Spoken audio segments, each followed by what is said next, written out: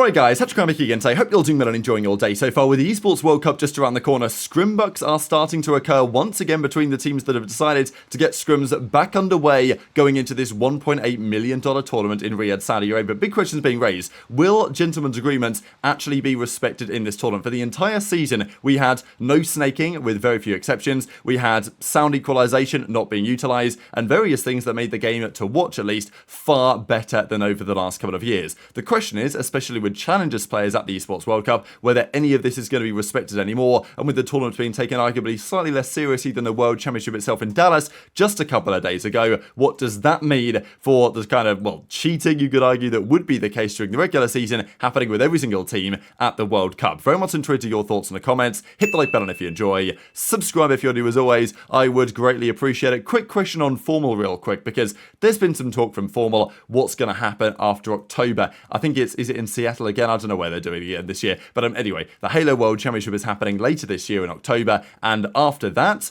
who knows what's going to happen? Formal has heavily implied that his time in Halo may be done when that is the case. And therefore he, speculated on stream. He was kind of talking about it. How serious he was being is another question. But he was talking about the possibility of a return for Black Ops 6. So probably it's a little bit too early to say exactly what the situation is. And of course, we speculated when Formal talked about this initially as to, okay, well, let's say OpTic don't do so well at the World Championship. What does that mean for Kenny? What does that mean for Dashy? But of course, after what's happened, Formal ain't coming back to the Call of Duty team in OpTic. So therefore, there's been talk about could he potentially go elsewhere? And Boston have decided to get into the mix as well. So, as Boston say, we heard you want to compete in Black Ops 6, Formal here with the boys. Of course, look, Scump is not going to return. Scump, even though did say, I'm not going to take this too serious, but Scump did say that if Formal came back, he would at least have to consider it. But look, I don't think that's going to happen. Karma's obviously happy in his role. Porter's happy moving on and doing what he's doing in racing and potentially coming back to OpTic or whatever the case is.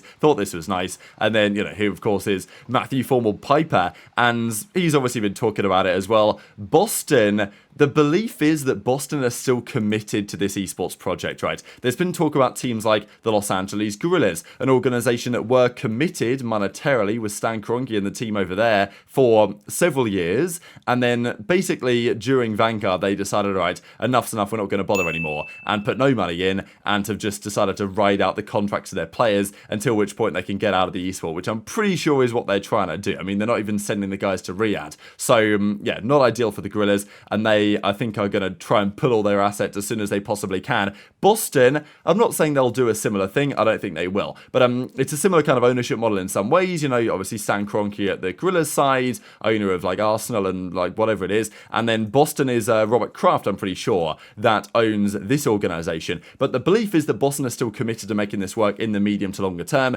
They still have money to spend and they will try not to waste it, I suppose, this year as they have done for the last couple of seasons. Would they be wasting it if they signed Formal? I mean, that would be quite the timeline. And maybe in some ways Formal might even be tempted by the idea that, okay, go play for Boston and maybe he could be the man to get the best out of Snoopy, whatever you want to say. And then when the time comes for him to retire again, then I'm sure OpTic would, welcome him back with open arms. But I don't imagine they'd be especially happy letting him walk away to, a competitor, even if, Boston might not be on paper especially good. Who knows what team they might put together, because you'd think at some point the money that Boston spend is actually going to result in some sort of championship success, but I don't know so much about that. Here's Pred, by the way, his championship card for the World Championship, and, especially the respawn was very, very strong. Search and Destroy was good as well. That was his real weakness, wasn't it, during the, well, certainly their losing run of Search and Destroys. It was Pred that people were looking at from that perspective, and yeah, here he is with a 1.23 in hardpoint, purple in his role for kills per 10 as well, which is very impressive on the weekend. 94 rated card, and, OpTic take the win. Ghosty, of course, ended up coming top 4 in the Los Angeles Thieves. Did this discussion here with Attach after everything that happened, and was talking about Shotzzy. There's a few other things mentioned here as well, but just wanted to share this on what he had to say on Shotzzy, because basically saying he's his favourite teammate ever. Played with him last season. I know that the Green Wall still has got a lot of love for Ghosty and what he did for that team, and there was talk as to whether they should have kept Ghosty or not. I think obviously in hindsight you gotta say Kenny was the right call given the fact that they went on to win the World Championship, but it's not like Ghosty's been bad this season either, but it's been incredibly good. I would say definitely Ghosty the best player in the league outside of the top 4 teams. In the Pro League, it would be Ant. It would be Shotzzy, easily. Yeah, I think it'd be Ant. Is that because he's just has insane movement? You just see him world star every day in scrims, or Nah, talent game plan? aside, he's genuinely one of the best teammates anyone can ask for. Very Really? level-headed, doesn't get very emotional, very smart whenever it comes to the game and how to play it, how he wants to work it. Very methodical. Like, people think he's like a big, like, you know, risk taker, a little headless at times, but like it's way more calculated than people give him credit for. Yeah. Would you sell Ghosty if FaZe offered to buy him out? If we sold Ghosty to FaZe right now, I'm pretty sure we would not have 100 Thieves fan left. Just straight up, bro. Wait, we gave him Drazah, now they want Ghosty? You gotta get out of here, bro. This ain't no farm system for FaZe. There was also this from Nature as well, discussing the Thieves FaZe situation, right? There's a general feeling that Thieves this year have slightly more money to spend, as in they may well be able to actually form a more competitive team for next season. I think this year Thieves, they would have liked to have done better, but I think that in general, they did the right things, right? Like, they found the pieces that they're trying to rebuild the franchise from. Obviously, they found Ghosty as a player that they will absolutely want to keep hold of, right? I mean, they lost their entire team, like, last year. Drazah went, Envoy went, Kenny went, and Octane retired. So that's just how it was, and that legendary team that won champs was blowing up, and therefore they had to go down a different route. They tried the Cammy thing, they tried the Afro thing. Eventually, they settled with Nastie and JoeDeceives and Kremp, and, of course, Ghosty there as well. I don't think they'll keep that same team for next season, but they may keep, you know, 2 of those players, and obviously they're going to try and keep Ghosty because this year was a rebuild year for Thieves, no doubt about it, and if they've got a bit more money to spend next year, maybe they can be a serious force again. The issue, of course, is for Thieves is that you can't lose Ghosty, right? That would be an absolute disaster, and, you know, Nadeshot's kind of talking about the fact that they took Drazah FaZe, and now they might want Ghosty. They may not, but, you know, obviously there's been speculation that if FaZe are going to change up their ARs, then obviously you're going to look at the best available ARs. Now, it's not like Ghosty's available, but when FaZe come knocking, you know, anyone's kind of available. So this is the thing, is that Nature obviously knows that Ghosty was probably, as I say, the best player in the league outside of the top 4 teams, and therefore, if FaZe want to make a move, he will be on their list to target. So, obviously, they want to ensure that doesn't necessarily happen. But let's talk about some of these scrims and the drama potentially that's going to emerge at the Esports World Cup. Firstly, on the result of the scrims, because so Vegas and Attach, they turn the stream on, and they play Ravens in a set of scrims, and a very interesting one at that. Map 1, they got slammed by the new Ravens team. This is the team of Fellow, Tej, Gwyn. They've got Beans, of course, now as well. Fellow was talking on stream about how difficult it was to make the decision to get rid of Clayster, but like the feeling was they had to try something. They pulled the trigger, and we'll see if it works out when they get to the World Cup. Clay's still been trying to find a way to play in it, but well, that might be a bit more of a challenge than initially he was hoping for, because the roster lock may have come through. Seems kind of unlikely he's going to be there. Who knows, of course. I think even Puckett said, you know, to the league, like, hey, do you want Clay to come to ReeaL as well, to like be on the desk for the event? And I don't know what the plans are over there, but I guess we'll see. To be fair, Vegas have a new team as well. They have Fame now instead of Johnny. So, you know, Tatch, Geo, Fame, Nero is their team of 4. And on the other side, they got slammed by Beans, 26 and 15. Fellow did well. Obviously, Tej has been really good this year. I think this has been his best game in a long time. And then Gwyn is still there. So I really like this this Ravens team, to be fair. They 250 to 81s them on the 6-star. Then, though, it was, of course, a bit of back and forth. There was some discussion on whether, you know, talking about these scrim results is going to make teams not going to post them. It is remarkable as well that the World Championship is done, and here we are still talking about scrim results, because people are still scrimming going into the World Cup, which is super, like, it never happens, right? After the World Championship, everyone's done with the game. Not this year, though. They have to keep playing it, because there's lots of money on the line. To be fair, though, these are like the only teams that are actually scrimming, and I'm pretty sure that they are practicing mainly because there's nobody else to practice against. There's been some rumours these two teams might end up in the same group, actually. But they don't really have a choice of who to practice against because nobody else is scrimming right now. They're all taking a break, which is fair enough. But, you know, they will be back, I imagine, in due course. Game 2 then went Vegas' way, 250 to 158. And Rio then went to Ravens in a close fought one, 250 to 20. Game 4 also was Ravens, 250, 176 in the subbase. I don't know if subbase was played once at the World Championship this year. It was a map that teams really didn't seem to like as the season went on.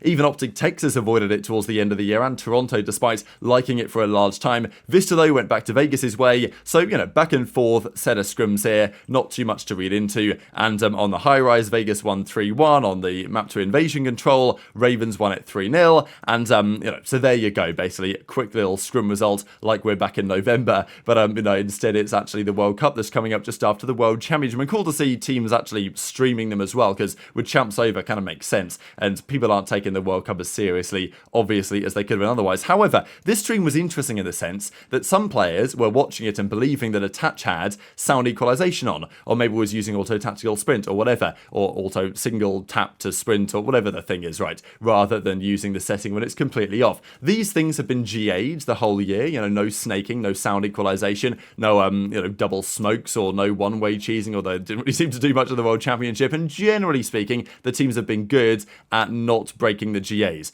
Apart from Seattle at the start of the year, they were doing everything under the sun. But this was the discussion on Attach potentially breaking some GAs, because these guys are watching Shotzzy's innie zoomer accuracy, they're watching and saying Attach is using EQ. Is EWC throwing GAs out the window? So, you know, what do we think about this? Now, this guy says Attach got caught running single tap earlier in the year as well. He's well liked, nobody cared, and Attach said this guy's just lying for fun. It was a ranked play clip, and there was something got deleted, and he was talking about the fact that if you're playing ranked, he's going to turn it on because, you know, you're going to destroy your hands, etc., etc. But we use different accounts for the matches, but then he's asked the question, really, what's happening with GAs? Like, are we going to follow them? What's happening? Because in challenges, the players, well, I don't know, they probably use sound EQ online, let's be real. But let's say single tap to sprint, I'm pretty sure all the players use it. I think like all the players in challenges use ATS because at some point someone decided to use it, and then the challenges guys were like, well, we can't really enforce it, so let's just not run exactly the same GAs the pros run and just use ATS or whatever. Like, there's not much snaking that goes down there, but still you do see the say glitching, and the integrity of the pros is not great, but it's a little bit better than what we see down in challenges. But at this event at the Esports World Cup, it's not just 12 pro teams, it's not 8 pro teams as it was at the World Championship, it is 16 teams, including 4 challenges teams. So they have practiced the whole season with their, you know, let's say auto tac sprint on or whatever, different sets of rules that they play to what the pros play. So what do? If you're a pro, you're going to say, oh, well, these challenges guys should just stop using it. But are they going to do that, right? And this is the question, especially when there's a lot of money on the line and it's not, well, I guess it's official CDL rules, but in some ways it's not exactly an official CDL event. The concern is, and it might be kind of fun to watch, but the concern is, for maybe the player side, that these GAs are going to very quickly go out the window, right? And this is the speculation that we're going to see some Hall of Fame snakes and stair glitches and the challenges players playing for the biggest bag of their lives. And I think, honestly, this is likely to be the case. Like, if you're a challenges player, you're scraping by on prize money the whole year. You get to go and play in a $1.8 million tournament.